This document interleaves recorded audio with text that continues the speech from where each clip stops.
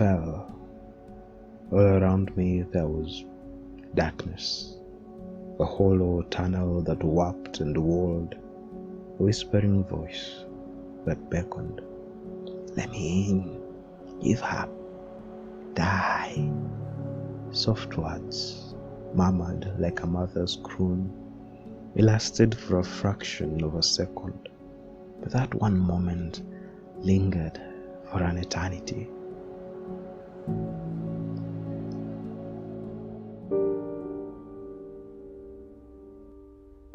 When I was a child, my parents were going through a rough patch. It was bad. For a while, it didn't seem like they'd make it. Separation has become so much easier than sticking it out and trying to make things work. Oftentimes, it's even advisable. Our grandmother took my brother and I and drove us back to our farm. They need time and space to work things out, so let's give it to them, she said. The place was different. No sound of car horns blaring, no light pollutions, no city smell, just sloping hills and towering trees with their rustling leaves. It was rural, as different from Brockton Bay as you can get. I wondered why we didn't live there instead of in the city. Still, I was unable to enjoy it much.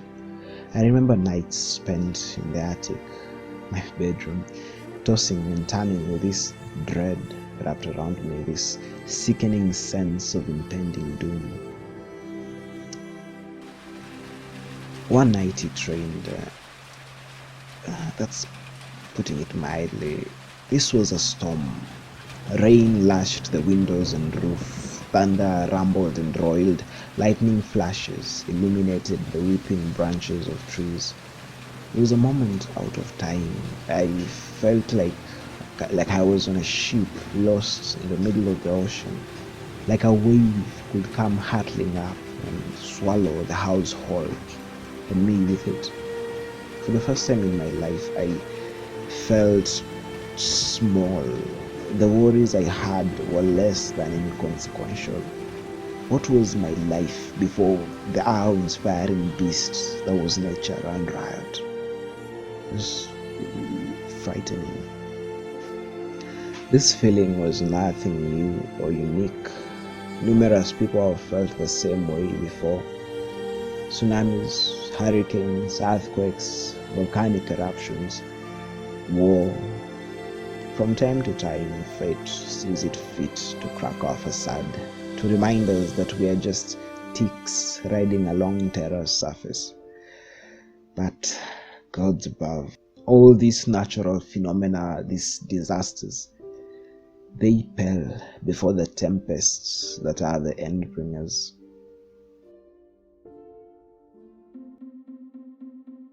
Leviathan, Yomagander.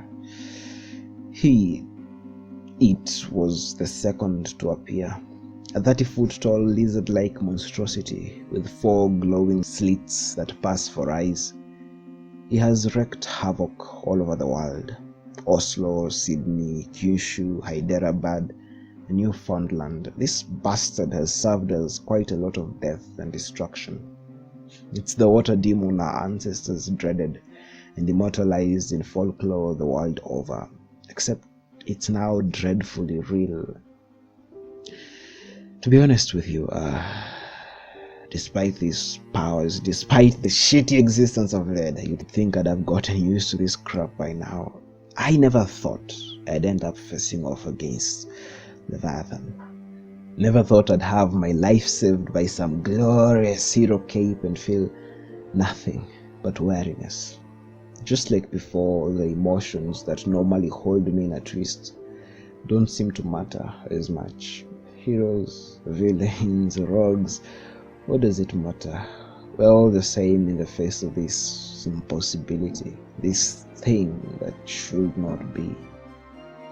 Man striving against nature, the eternal struggle we call life. Okay, self.